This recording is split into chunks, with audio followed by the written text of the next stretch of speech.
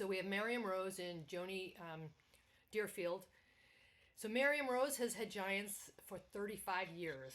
She's worked for 15 years as a detection dog trainer and handler and has taught scent work, nose work classes since 2009.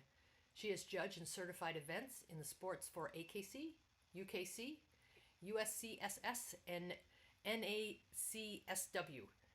Miriam's first detective dog was her third giant, Braveheart's Echolade, or Echo, who was awarded the 2010 GSCA Lady Fergie Award and who traveled nationwide with Miriam for drug and weapons detection work.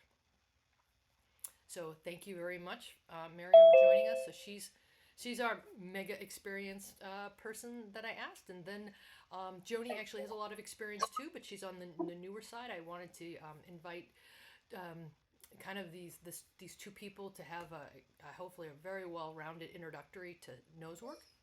So Joni Derifield and her husband have had Giants for 19 years, with Uma being their third and the most driven of their dogs. Joni is an administrative law judge with the state of Washington, but her passion is training and competing with Uma in numerous dog sports with AKC scent work at the top of her list. She and Uma share the same love for scent work and compete on a regular basis in the Pacific Northwest. So welcome and thank you very much. And now I'm going to turn it over to Miriam to start with.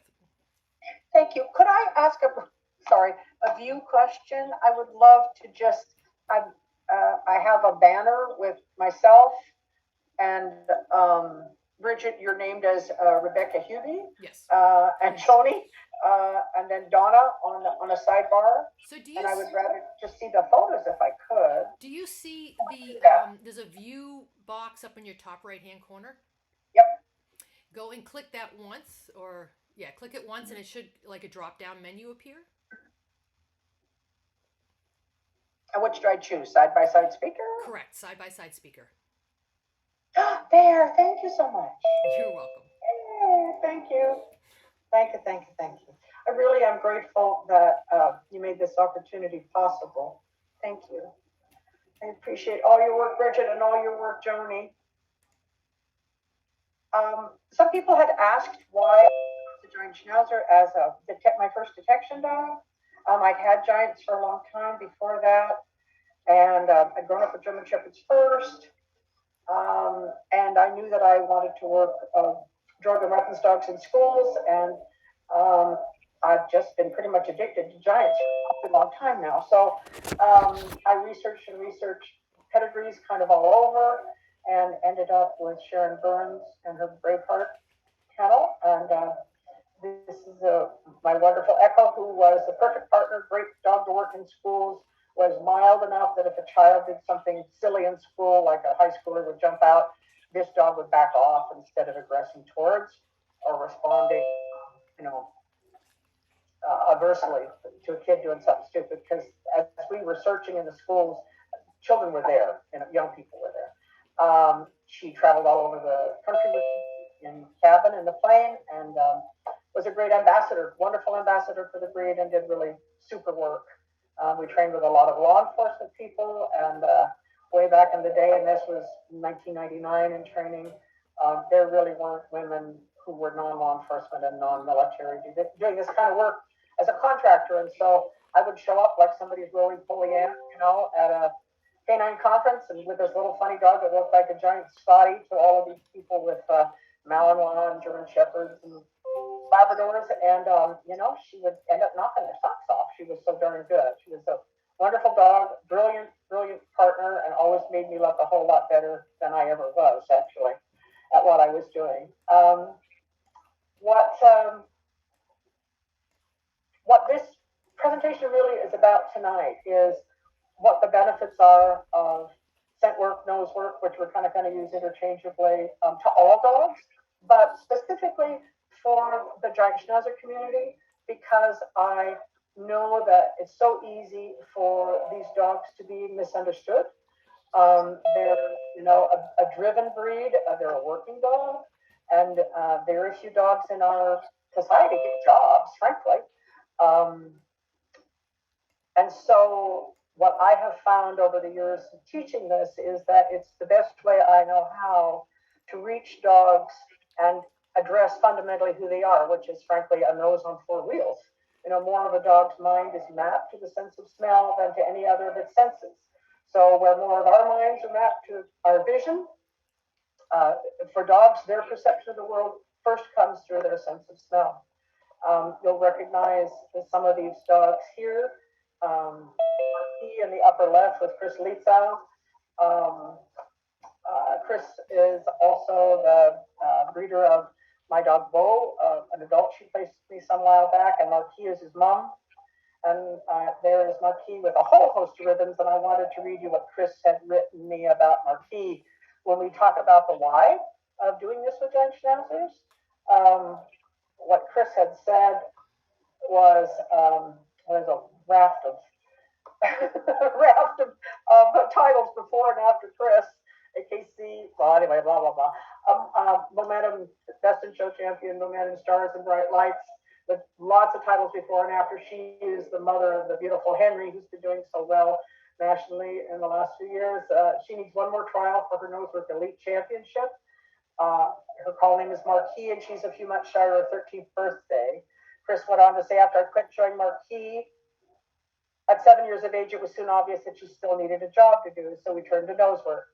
I specifically chose NACSW, which is one of the organizations we'll talk about tonight. Joni will talk about it, and I will. Because I believe the searches in this venue mirror real-life situations. This is, again, Chris speaking. She loved it and continues to impress judges, my coach, and friends with her energy and continued zest for the sport. She yells at me if I don't move fast enough or immediately deliver the reward. She has pulled me down. Now, this should all sound familiar to giant schnauzer owners. She yells at me if I don't move fast enough or immediately deliver the reward. She's pulled me down, breaking my elbow 3 separate times in big search areas because it's hard to keep up with her. She drags me barking to the start line, and no one can believe how old she is. She even has her own fan club among the volunteers. She regularly places and or is high in trial. And Chris finally wraps up by saying, if we hadn't found this sport, I doubt she would still be with me. It was ideal for my high energy, opinionated, focused, and beautiful Marquis. And this is the sort of feedback that I get from people with giants and other high drive dogs. And we're talking about giants tonight. And I think probably everybody here would agree they're kind of a different kettle of fish. They're a very, I call them a self-right dog. They're a busy dog. They have a need to work. Some have a higher work ethic than others. But they have a need to work. And I think we owe working breeds the dignity of a job. And for dogs, they don't know, they don't know that they're not hunting for something vital like explosives or like drugs. Could be truffles, could be birch or anise, or, could be cockroaches, whatever. For the dogs, it gives them a job and a way to be productive and a way to really be almost as one with their handler. And I think Joni will talk about that when she talks about her experiences with Uma. What I find is that scent work and nose work, training and application for dogs, for giants specifically, will bring the very, I'm bigger than too big for my pants dogs, kind of down to a more realistic place. It will bring dogs that are literally out of their bodies, they're so wound tightly, kind of back into their own skin.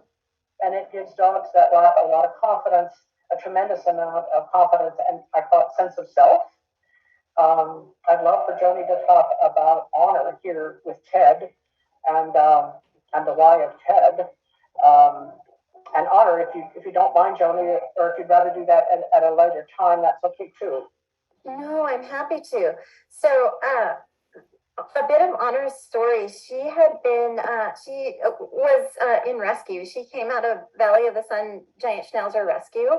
And when Ted got her, she already had her Nosework 1 title, so the lowest level of NACSW title. And Ted knew nothing about scent work. And so he got to work and is now competing at a really high level with Honor. And one of the beautiful things that he said about his why, he said that it's like we're waltzing together as a team.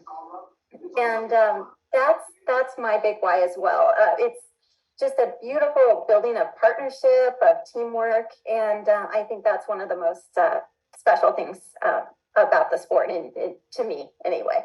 Oh, wonderful. Oh, wonderful. You know, you shared, Joni, that you and your husband have had giants before Uma, two different giants before Uma. Did you compete with them in any other dog sports? We didn't. They were totally different dogs than our Uma. She's just a different creature. Our first dogs were, our first was a therapy dog. We took her to nursing homes, but they were just family pets. And we were in for a big surprise when Uma came into our life. She's just high drive, high energy. Everything she does is 10 of 10. And we just really needed a way to channel that energy and that excitement into something that was productive. And the other part of it was during the pandemic. We got her as a puppy 2 months before the world shut down. And so it was really hard to do anything to get her stimulation. We couldn't take her to lessons or classes, training, obedience. We couldn't do any of that, but we could do nose work at home. Oh, wonderful. And do you do other sports with her? So we do things that involve sniffing. At this point, she's not very well suited to obedience type things. But we do scent work, and we started barn hunt recently, and we've started tracking recently. But sniffing is kind of it's her jam. So we're sticking with those sorts of things at this point. But you did fast cat too, didn't you? Yeah, we did fast cat, and we just barely got our canine good citizen. So yeah, we're dabbling in lots of things that fit her personality. What were your challenges in getting her started in scent work and nose work, and what has surprised you about the activity once you got into it? Yeah, so I guess one of our first errors was I started doing things at home, but I really wish I had spoken with someone who was knowledgeable. I ordered the essential oil that I needed on Amazon, and then tried to teach us based on YouTube videos, which is certainly better than nothing, but that left some gaps in our foundation. And then I foolhardily signed us up for a trial, and then called Miriam for some last minute lessons. And it wasn't the best strategy. So if I were to do it again, I would have built a better foundation before I jumped headfirst into competing with her. But I think you make the very reasonable point that during the pandemic, there was no nothing. I couldn't offer classes for a year, the first year. And so it was a whole lot better to do that than not to do anything at all, wasn't it? Really, for her and for you. That's very true. So it was it was a way to get her some mental stimulation when we really couldn't interact with other people. And then the other really nice thing about it, we live in the Seattle area, and it can just be dumping rain. She doesn't want to be out in the rain getting her exercise. And it's just this great activity that you can do if it's, like dangerously hot or cold. It's something that you can do to almost as a substitute for exercise to get them stimulation when it's not appropriate to get outside. Have there been things that have surprised you about it once you got involved, either in your response to it or her response to the activity, or maybe both even? Yeah, she's young, and she's kind of a hooligan still. She's just barely 3. And it's really shocking though to see what a hard worker she is. Now that she's built her skills and is pretty confident in it, she switches from this maniac barking at the start line. Like I can so relate to what Chris had to say to you.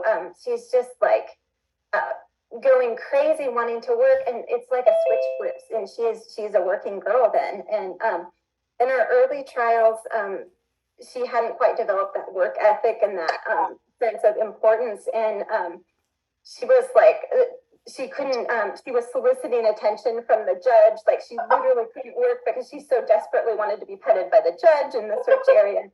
And it's just this amazing progression of work ethic. Like she's doing what she should have been doing all along.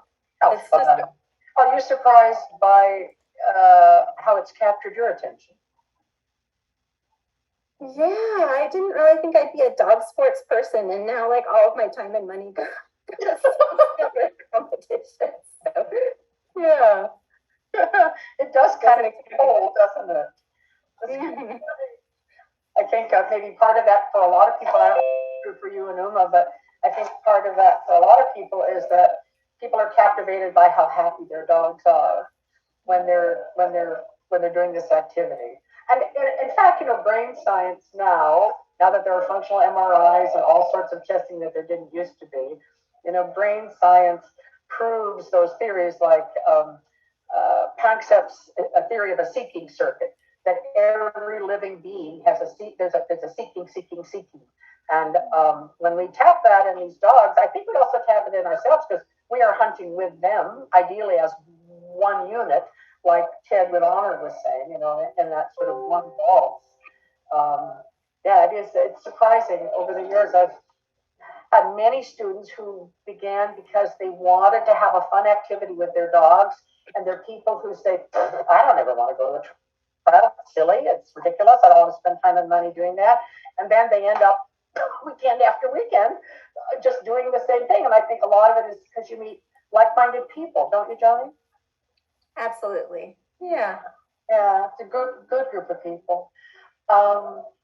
There are various network organizations in the United States and in other countries.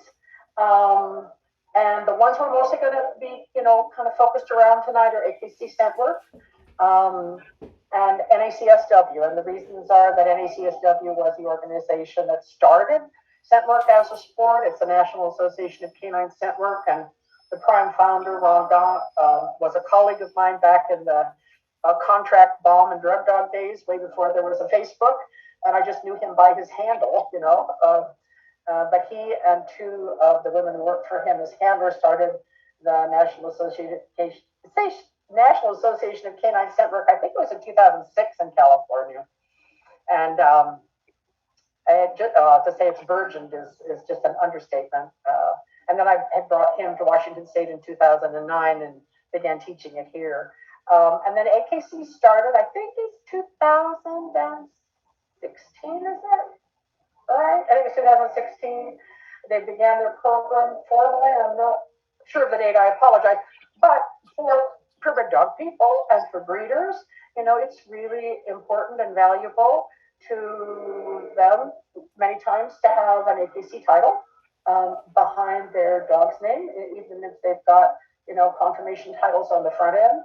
And this is such an accessible sport to all dogs that, there are lots of different organizations now. If you look below, where Joni has included the other U.S. venues, there's UKC and United States Canine Scent Sports, and CWAGs, and PSD, and then in Canada, they've got a bunch of organizations themselves, and then I think there are organizations internationally. I know that one of the breeders in our kennel club sent a wonderful little dog to, that happened was a German Pinscher, but sent a dog to Russia, and that dog is doing scent work in Russia. She'd started with me here in Scrim a long time ago. So, Joni, you want to talk a little bit about what you see as the differences between AKC and NACSW when you compete with OMA, or is that a good question? Absolutely.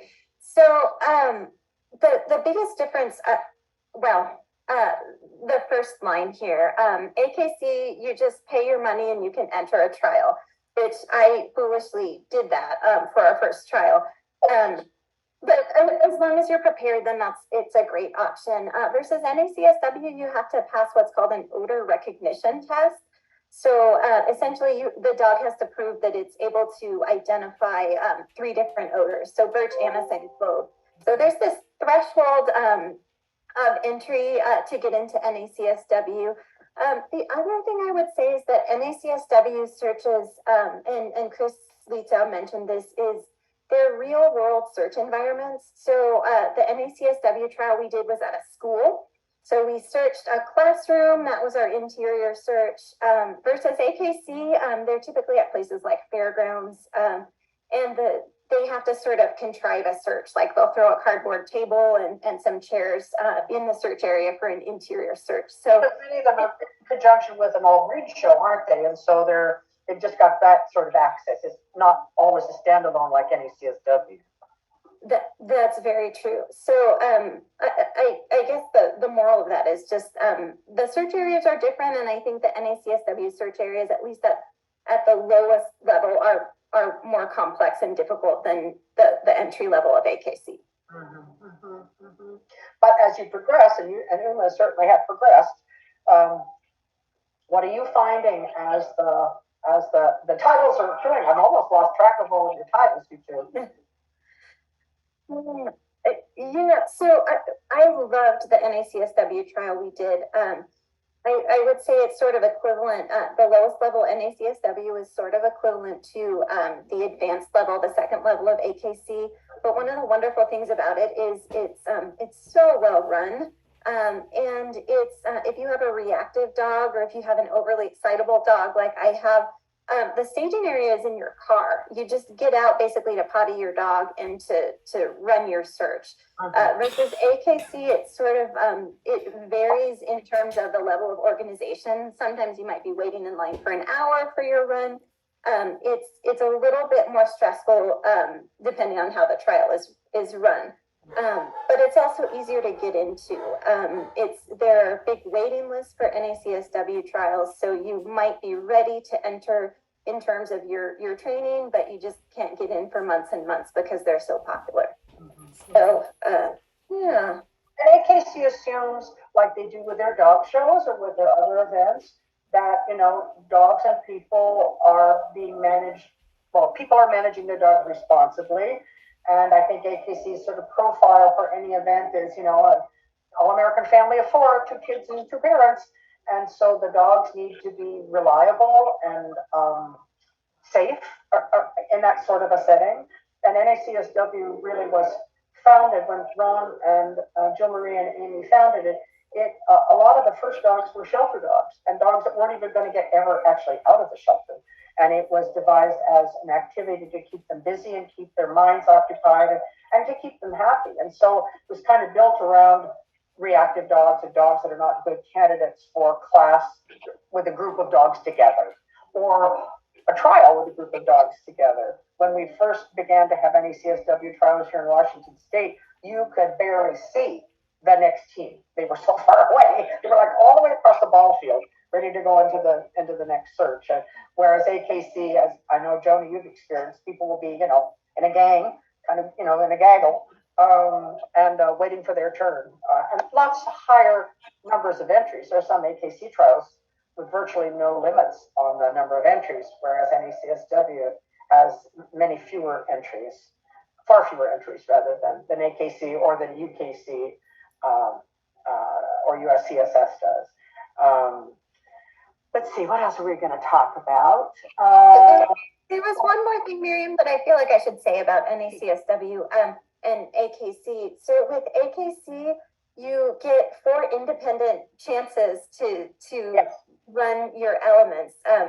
We should have said this earlier, but with NACSW, at least at the 2 lower levels, you have to pass all 4 of your elements. So you have to pass containers, interior, exterior, and vehicles in order to get your title. And if you miss only one of those, then you don't get your title and you have to try again. Versus AKC, you can try an infinite number of times at each independent element. So if you happen to be really good at a few of them and really poor at another, you can still get your titles in those other elements where you're talented. At the higher levels of NACSW, you can gather those legs that we would call it, and like we do in AKC or in UKC. But yes, NACSW is a kind of toss the roll of dice there. I think the odor recognition tests are a good test of, does the dog know the odors? It's sort of like the pre-test for a tracking test, I guess I would compare it to. Yeah, and certainly the prices are different, aren't they, for the entry fees between the organizations? That's true. Yeah.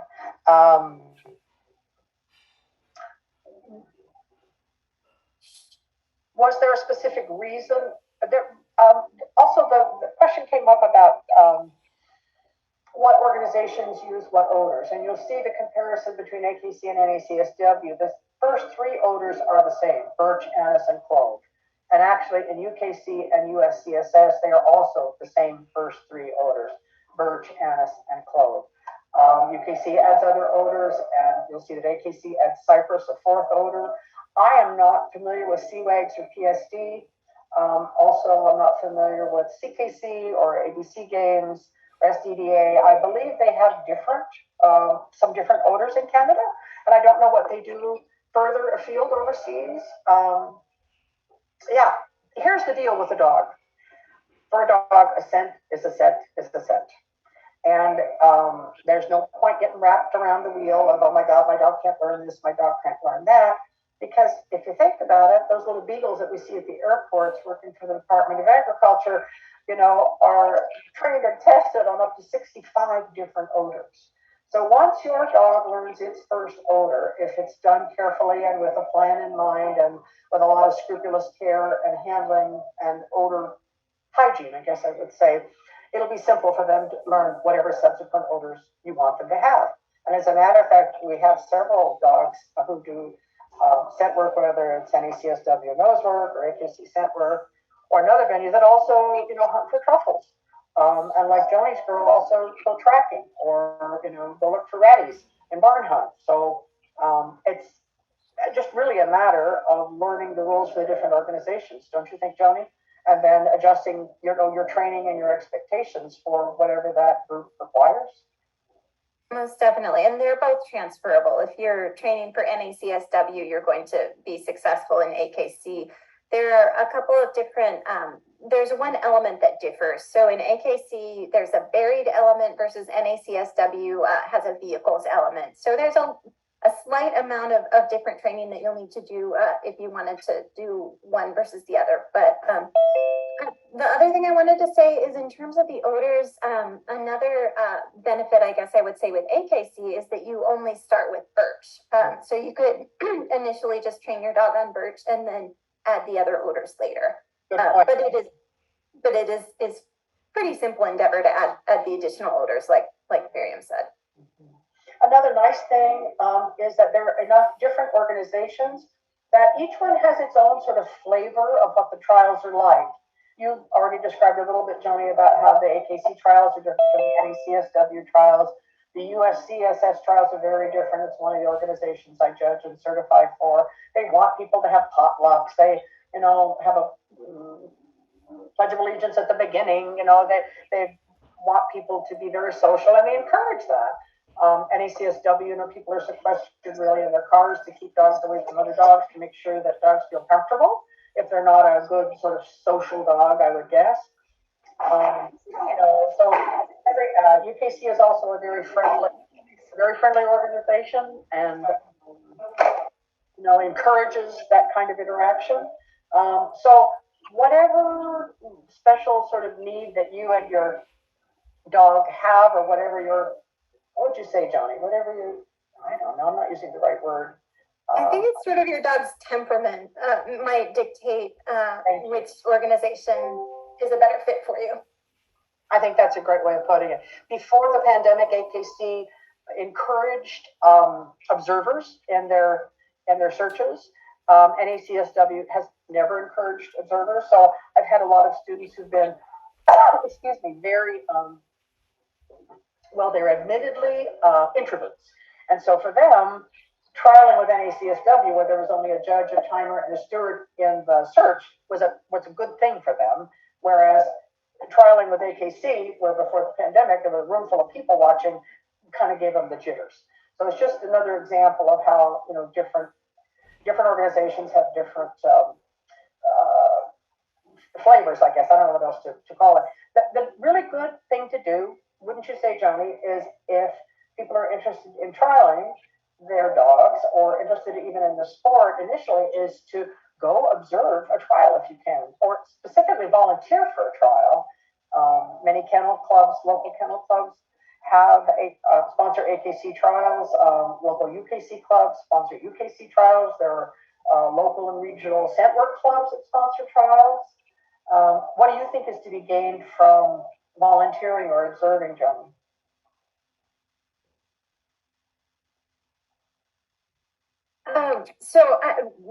That was one of the things that I did. I watched a trial. Can you hear me okay? It seemed to have frozen for a moment. I can hear you. Okay, great. I watched the trial just so that I had a sense for what would happen. You're going to be so nervous anyway the first time you do a trial that it helps to at least have a general lay of the land. And then certainly volunteering, I found that really valuable once we were already going in scent work, because you just see these nuances that you, like, just by virtue of seeing dogs run over and over, that you would likely not have noticed. So both are really valuable. Mm-hmm. Good point. What are the different levels of competition for you and UMA and the various organizations that you're at right now? Yeah, so AKC has novice, advanced, excellent, and master. So those are the four main ones. And so we finally finished all of excellent. We were struggling with one particular element. So now we get to compete all in master. We need 2 more master's titles to finish up that. And NACSW, we've only done our Nosework 1. So we're not nearly as accomplished in NACSW.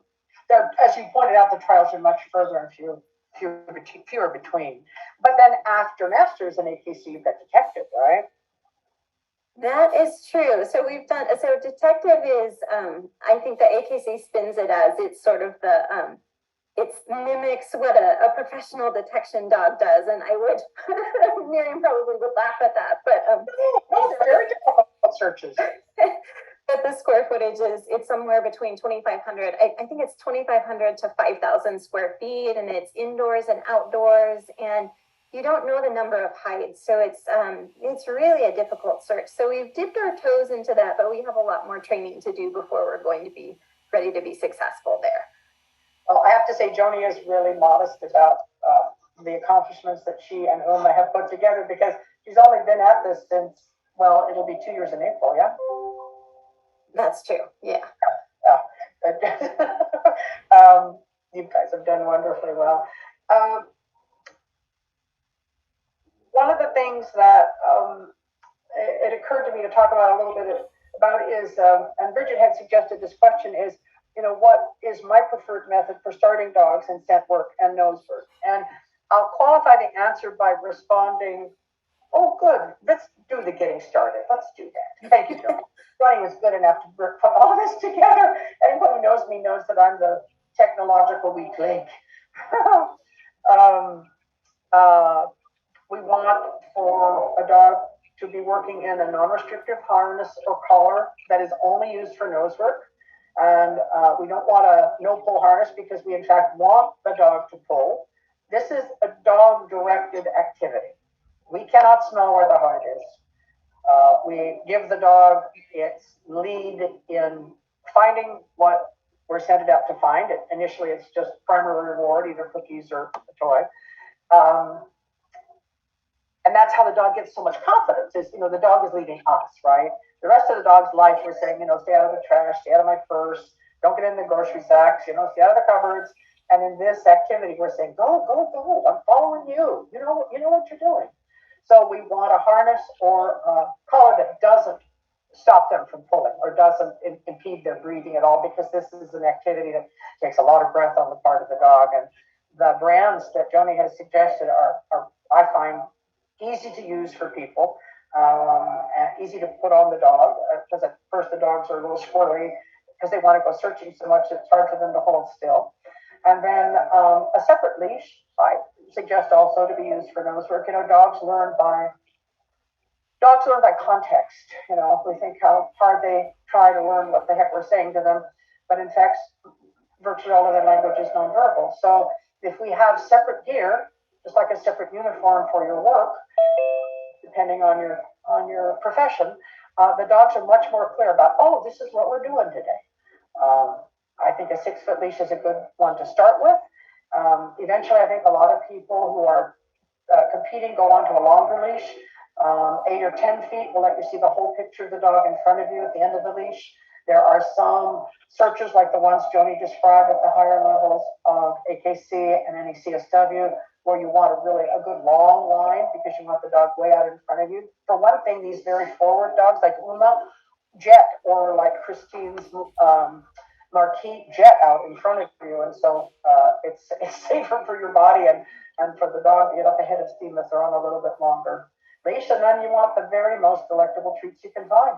You want the high holy of treats, because for some dogs, starting out is a little scary for them because they've been under a lot of stimulus control, a lot of verbal and sort of equipment control, prong collar, head halter, choke chain, whatever, so that humans can control them. And so some dogs are afraid to initiate hunting because they've been corrected for scooping up things.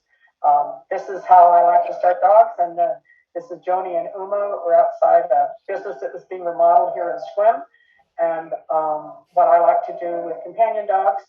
And again, I'm going to separate this from companion dogs, these sports set dogs, versus the dogs that I coach in search and rescue or in professional detection work of one kind or another. For companion dogs, the way I like to start dogs is by hunting for primary reward and cookies. And there are a couple of reasons for that. The biggest reason, and it's not to be offensive to the handlers, but it's to allow the handlers to catch up to the dogs. And the dog already knows how to hunt, right? If we all died tomorrow, your dogs would be eating, bugs and birds and snakes and whatever the hell else they catch or scavenge. But we've kept them from doing that. So they know how to hunt. It's a skill, when you say, Joni, it's a skill to handle and to stay out of the way of the dog and to help the dog get where it can catch the odor. This is a great video of Uma. This jet. So she's just searching for cookies in the boxes. That's all that's there. There's no odor. Just cookies. And she's hungry. It's a good thing to bring a dog hungry. Swim does not look like that today. That was summer. We have snow now. One of the nice things about searching outdoors is the dog is getting used to other distractions. This was in a small strip center, and so there were, businesses and people kind of coming and going. And the scent of lavender, remember it was close to Lavender Festival, the lavender blooming right then. So we start in this method with cookies in some of the boxes, a lot of the boxes, not always all of the boxes, but I want the dog to receive a positive self-reward by initiating a search. So from box to box to box. And at the beginning, I don't care if a dog sees me put cookies in or hears me put cookies in. I just want the dog to know that, oh, I have this gear on, I have this leash on, my mom or my dad tells me to search with their specific cue, and there are boxes and there are cookies. Off we go. And then ultimately, we're reducing the number of boxes with cookies. And so for this first 6 weeks, we hunt with the dogs, searching for primary. And boxes, the nice thing about boxes is that it contains the odor. So it's not just like putting something on the sidewalk and odor blooms everywhere. There's a bit of containment. It also helps the dog to show us how brave they are, but putting their head in a box. You'd be surprised at the big, brave dogs that don't initiate putting their head in a box because they fear a kind of a correction. So this is building confidence. And then as Joni points out in this slide, we reduce the number of boxes with cookies. And I will stop here to say that if your dog, and this is something Ron Don always said, if your dog does nothing but hunt for cookies and boxes the rest of its life, it will be a happy dog. And that is absolutely the truth. And I've had those reports over and over from people who, come from one beginner class and then they move, or the dog gets elderly, or the dog becomes, disabled for one reason or another. And it's a lovely activity that is a self-rewarding, life-enhancing activity that you and your dog can do together. But then in the next series of classes, we introduce the first odor. Okay, next slide. All right, I think the next slide is just sort of an overview of the kinds of what elements would look like at trial. Did you want to go there, Miriam, or were there things that you wanted to I'd love for you to do that. Yes, please. This is beautiful. Okay. All right, so this is a container search, and this is a higher level search, but it will give you kind of a feel for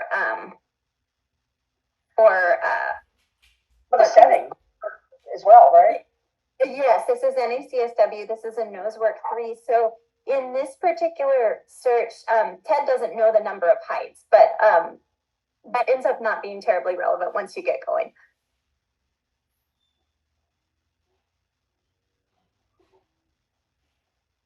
She has a very different style from Uma, you can see, and from the other giants. So she's careful and methodical. And she noses it and looks up at him and says, "Here it is, boss."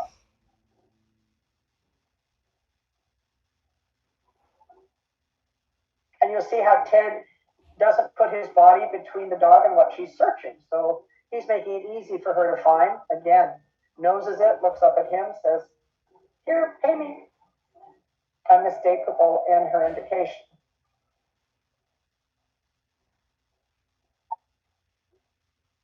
All right. Very nice. And this is Dr. Alicia McLaughlin and her girl Raven. This is a beautiful implant that she has, and she's been coming for some nosework coaching. Go ahead and show, if you would, this interior. This is at my training facility.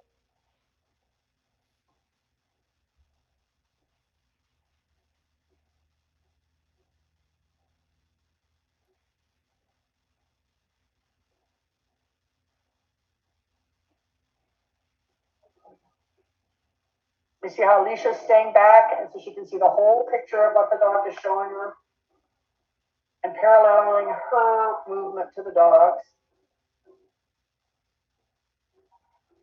And the odor is tucked right behind that series of lockers.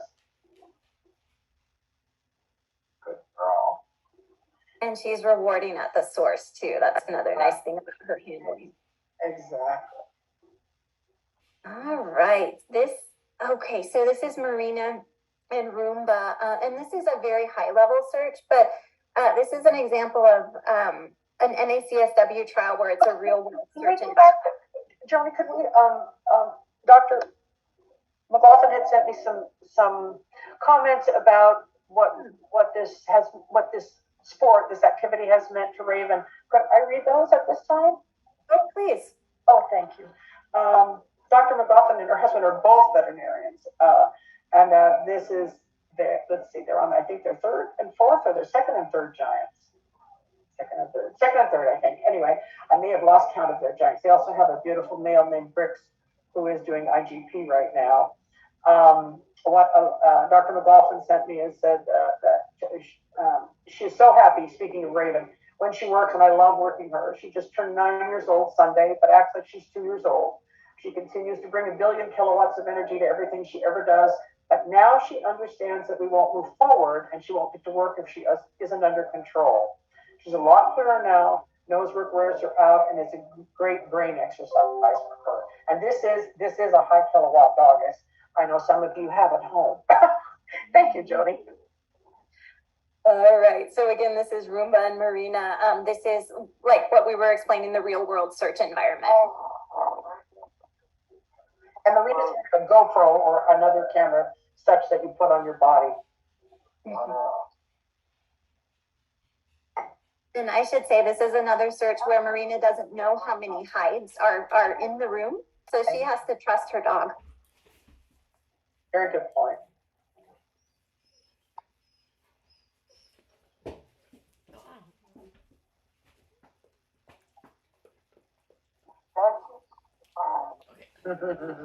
Good girl.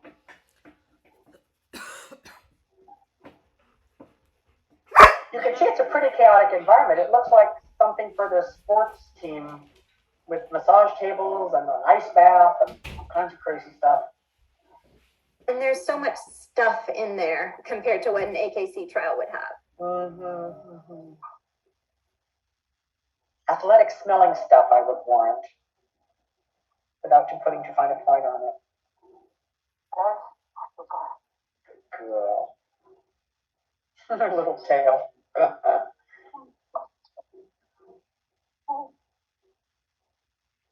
Roomba has had some wonderful puppies who are also doing scent work and nose work.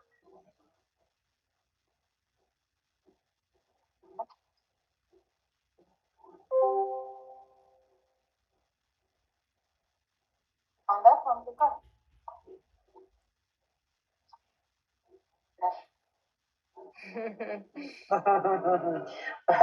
oh, this is a great example, I would say. Okay, so exterior search is one of the things I wanted to point out. I don't know if y'all can see my cursor, but in the left-hand one here, at the higher levels, there are distractors. So there's a dog toy there. On the right-hand one, there's a Tupperware containing food. So this is sort of the different kinds of things you might expect in an exterior search. And the middle one is an NACSW trial with Raven. And at the Noseworks 1 level and at the lower levels in AKC as well, there are not food distractors or toy distractors. It's only as the complexity goes up as the classes or the titles go up, right?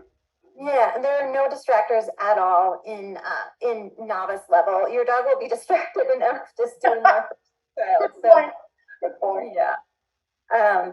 I love this one. So this one is Honor at a Nosework 2. Oh. Yeah. Okay, and this is like a vehicle search, didn't it? A little sort of a cart thing.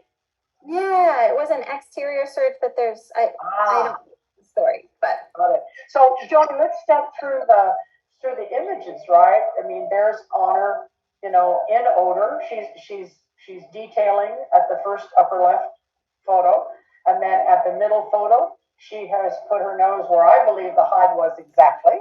And then she's licking her lip and turning her head to Ted to say, feed me, pay me, I found it.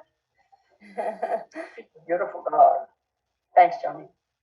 And then Alicia again with Raven. This is Alicia and Raven at Miriam's property again. And we're practicing exterior, although this is not the sort of exterior. Stop it for just a tiny second.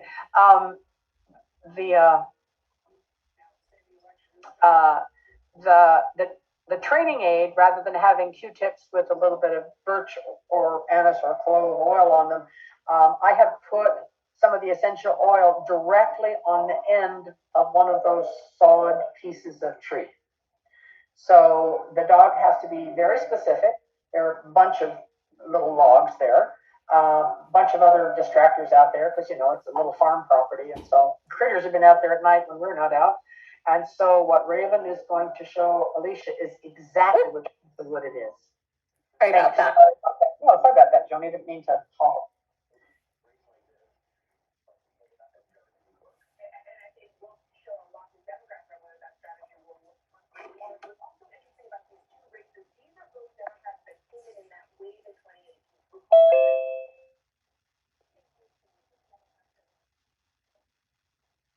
What looks like kind of chaotic behavior from the dog, sort of this back and forth and up and down, is actually the dog in odor and just trying to source the exact location. And you see where she puts her nose on one end, right there. That's where it was.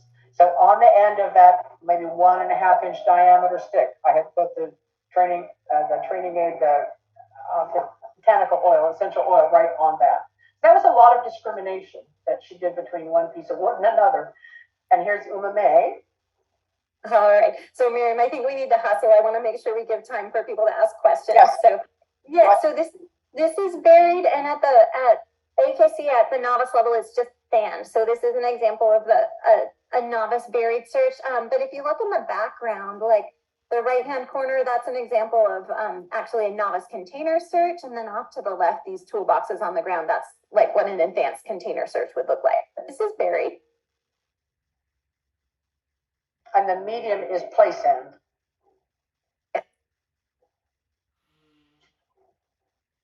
Almost such a jet. A little different from Honor, huh? Good girl. So, Joni, would you describe for people how Uma tells you where it is? Yeah, she wags. So, like in contrast to say Honor pauses and makes eye contact with Ted. So Uma wags her tail. And then if I don't respond quickly enough, she lays down or she starts to yell. But the front end of Uma is the business end of Uma is also giving you an indication, isn't it? Yeah. Put her nose at the source. That's another thing that she does. So this is a higher level buried search. So at advanced level, you search in water. And then at Excellent and Master, it's a combination of sandboxes and water boxes. So this is a little bit higher level. There's also a distractor on the ground that it's a dog bowl, I guess. All right, vehicles. So vehicles is an NACSW element. And so this is Raven again. And then why I have the center and the right picture, both of them, we're at the same trial. And so their noses are at the exact source of they're both at the exact same height. So I thought that was kind of cool. These are wonderful pictures. Yeah. Okay, this is a short vehicles search. And in a Nosework 1 trial, you would have 3 vehicles. This is just sort of an exercise we did for an NACSW skills thing, but it gives you a sense for what the dog would do.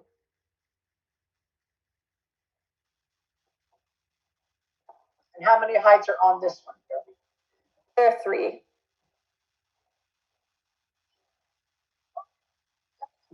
Good girl.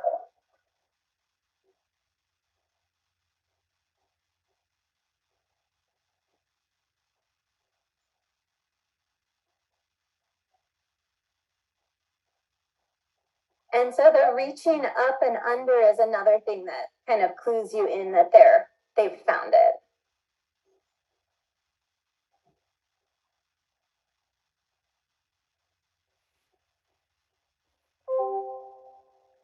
Randy was asking if you knew where those hides were in advance. Joni, you didn't, did you? On this particular one I did, because it was, yeah, on this one I did, but in trial, obviously you don't know, and sometimes in training you don't know. Because you know, there's benefit to knowing because then you can watch your dog signals, but there's also some benefit in not knowing because then you have to be really, really observant as a handler. Great. Okay. If anybody would like any further information about really any sort of scent work with dogs, but especially with giants, of course, because I will confess here that I'm mad for them, but everybody knows that, I guess. You're welcome to contact me. I'd be happy to help you or direct you to local help for you. I do a lot of work remotely, and I also consult with search and rescue and with other sorts of detection, like I've consulted with diabetic alert dogs and also with termite and with bed bug dogs. Those 2 dogs don't come here with their scent samples. I go elsewhere, frankly, because I don't want any of that here. But yeah, I helped place a number of wonderful dogs in specialized law enforcement and search and rescue homes. And yeah, for me, the best way to reach dogs, the essence of who the dog is via scent work. Some kind of scent work. Some kind of scent work. Even if it's, you know, go find Fred in the backyard or get me the kitty downstairs or find the ball. Because if we don't let them express that, we really are stifling the most fundamental aspect of who they are, in my experience. And that's why it's so balancing when they do get a chance at it. So now we'll open it to questions and answers. Is that okay, Bridget?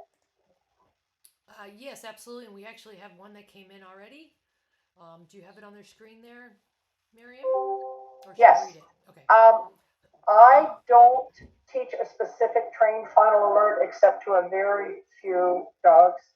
And then, again, this is companion dogs because I prefer to build and shape and further refine what the dog will give us naturally, which is part of what they show us when we're hunting for primary. There are many schools of thought in training detection and scent dogs. This is just one school of thought, and it's the one that for me has been the most beneficial for the broadest range of dogs and people, right? It captures the most. I mean, I have some students in their 80s. You know, I have some dogs who are blind or who have their, you know, have had their hind end in a cart. So this way, the dog and the handler can be not outpacing one another. And then we see what the dog will show us when they find it. And frankly, I will mark that with a yes. I don't have to use a clicker because I'm just too clumsy. I'll mark that with a yes. And so we begin to shape and shape and shape something that is more and more clear to the handler. But if, in my experience, if we base it on what the dog will offer then we're further ahead. With professional dogs, I do teach a separate train final alert, and that's a, but it's a whole other kind of dog. It's a kind of dog most people don't want to live with, I promise you. Oh, good. Oh, do you want to lead us through the dogs, Joni, before we take the questions? This is such a good. Sure. So Marquis and Chris on the left, and then Marina's dog Nessa, lower left hand corner, my Uma, and then lower right hand corner Marina's Roomba, and then Honor in the upper right hand corner. And so all of these dogs, other than my Uma, are with their NACSW ribbons. Beautiful. Beautiful, beautiful. So okay, further questions? Two questions. Joni, do you have anything you want to add before we, things that something you think people really ought to know that we haven't talked about, that you wish you'd known? Well, I guess I would say just playing these kinds of games is going to improve your relationship with your dog. Uma's dad used to be the favorite parent, and now I'm the favorite parent. So I just think it betters your relationship. And then it's just so enriching for them to, how I think of it is, if there's something that you're really good at, it's something that you love to do and just feels so fulfilling. Like if you're a good runner, you like to run. And it's just, that's what we're doing for the dogs. We're letting them do something where they just shine and have this innate talent. And it's just been so beneficial. Thank you. And as you said, we're rewarding them for what they want to do the most. I mean, and what they're the best at. That is quite a deal when you think about it, the way that you put it. Thank you. I have a question. I don't know if you're done with this. Joni, earlier you said that when you were working your dog, you were having struggled with one of the smells, the scents, odors. Which odor was that, and how do you, why do some dogs do 2 or 3 and don't like the 4th one, or? Yeah, so what I meant was one of the elements. We were having trouble with the buried element. But there's one particular odor, anise, that she doesn't like quite as well. And there are different qualities of it. Like when it's cold, it doesn't bloom quite as much. But so I don't quite have an answer for that. What I was referring to though was the particular element. Okay. It was just harder for her to do the buried element for a couple of reasons, but she was having distinguishing. Dogs do have preferences, just like people do. Mm-hmm. Yeah. Some. I'm wearing something that smells a little bit lemony now, and a dog might not like it. And I really like anise, but it does just vary dog to dog to dog. And actually, these different organizations, I should have pointed out, use different strengths of odor on the training aids that they hide. AKC uses a great deal stronger amount of odor on their hides than NACSW does, for instance. And so it's another part of how each organization has its own flavor, or its own way of, its own picture of how they like to do things. Thank you. So when you start with the empty boxes, just because I have not done any of this, do you pick a word, like? Yep. Do you start with find it and that's the word, and then you stay with that the whole? Thank you. That's a great question. Thank you. I'm sorry I didn't mention that. I forgot all about it, Joni. That is part of that whole context. You want a word that's just for this, just like you want the gear and the cookies that are just for this. So the dog hears that word and knows exactly what it's about. I believe strongly in being as clear with dogs as possible, that we owe them really clear communication, and being consistent that way is hugely helpful. And when they find the odor or the item or whatever, do you use, I know you give a reward instantly or as quick as you can. Do you give a word? I mark it with a yes, generally, so the dog knows that's exactly, it would be like using a clicker. Right. It's something that snaps a picture in time of that's exactly what I want you to do, dog, and that's what you'll be rewarded for. And Rumba, in her interior athletic one, she was off leash. When do they go off leash? Depends on the search area and how, what would you advanced? Say, how physical the dog is. If you're in a search area where there, maybe it's the computer room in a school and there are cords and computers everywhere, it might not be such a good idea to have your dog off leash. Some dogs, though, maybe like Honor, would go probably very gently through such a setting. And different organizations will tell you when a dog may be off leash or not. And it's always in an area that is safe. You know, they're really good. Okay. Container The search, judge will container tell search is you. always on lead. I'm sorry? Yeah, usually, I'm sorry, I didn't mean to talk over you, Miriam. The judge will usually tell you. So at the lower levels, it's pretty rare that they let you run off leash, but at the higher levels, it's a lot more common. But if it's unsafe, like Miriam said, then you Right. typically won't have that option.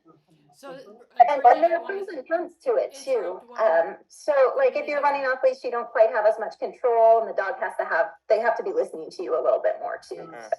That's a good point. Okay, hold on 1 second here. Thanks. So we're over our hour. So I want to say thank you very much for everyone joining. And actually, I'm okay if Miriam, Joni to stay an extra 10 minutes, but I did want to be, respectful of everyone's time. And it is an hour. And but if you don't mind, we'll go 10 more minutes over for questions if that's okay with Miriam and Joni. Absolutely, I'm happy to stay. It's fine with me too. And if we could just maybe keep the questions to one per person, then it would work. And Okay? also, I have some that came in on the chat, so I'd like to touch those. They've been there for a little while. 2 of them related to the age that you like to start dogs, and one actually particularly it was 3 too late to start a dog. Let's start with that question. 3 is not too late. 10 is not too late, long as the dog is can be ambulatory. And I start dogs in classes when they have all of their inoculations. For professional dogs or other detection dogs, I start them as little bitty babies.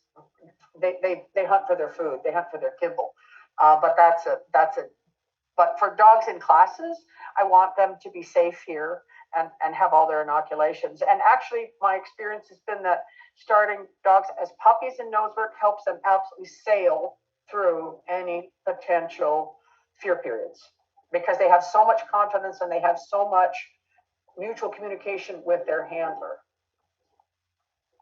Thank you. In a trial setting, are treats allowed or a clicker allowed to reward the marked behavior? Absolutely, you can reward your dog every single time, and they leave space for that, which is one of the other nice things about this sport compared to other dog sports. Is you go into the search area with your treats on you, and a toy on you if you reward via a toy. I don't think there's a prohibition against. Sorry, I'm going to go ahead and mute Louise. The thing is that because you don't know where the hide is, the contestant calls alert when they believe their dog has told them where the hide is, and you don't reward until the judge has confirmed for you where the hide is. So it would be a mistake in training if you marked it with a yes or with a clicker if you didn't know that that was actually where it was. I think that's why most people don't do it until there's a difference between trialing and training.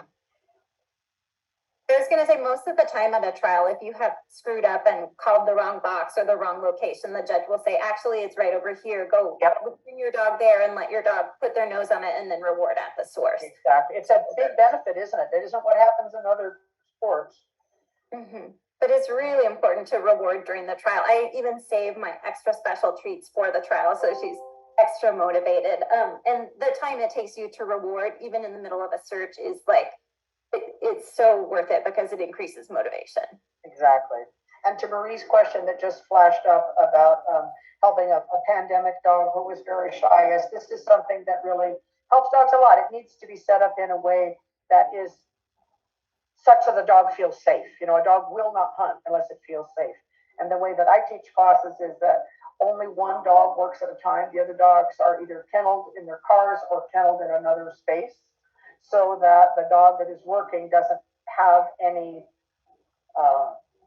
nervousness about other dogs in the same room. The handlers are all watching one another, and you learn a lot from watching the other handlers.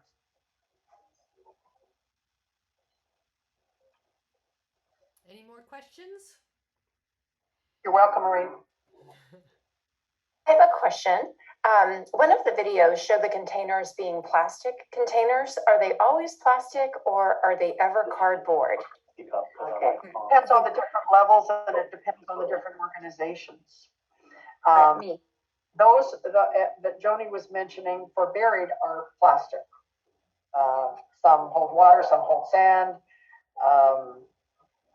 So at the lower levels of containers, so that the right hand, do you see it, those white containers at the right hand sort of middle?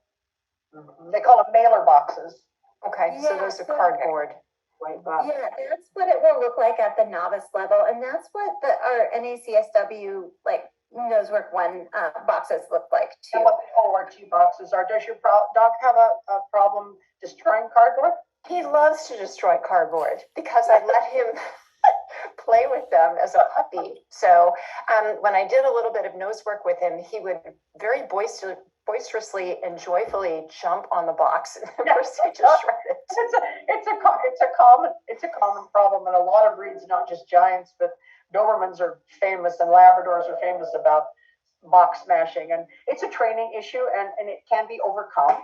And when the rewards, like Joni talked about, are those fabulous delectable treats, and it takes one is predicated on the other. In other words, the dog doesn't get the treat. Coming out to kind of this crazy idea I had that seems like a lot of people are enjoying it, and also hope we have more of these. So yeah, thanks to our GSE for letting me use their website and host this presentation.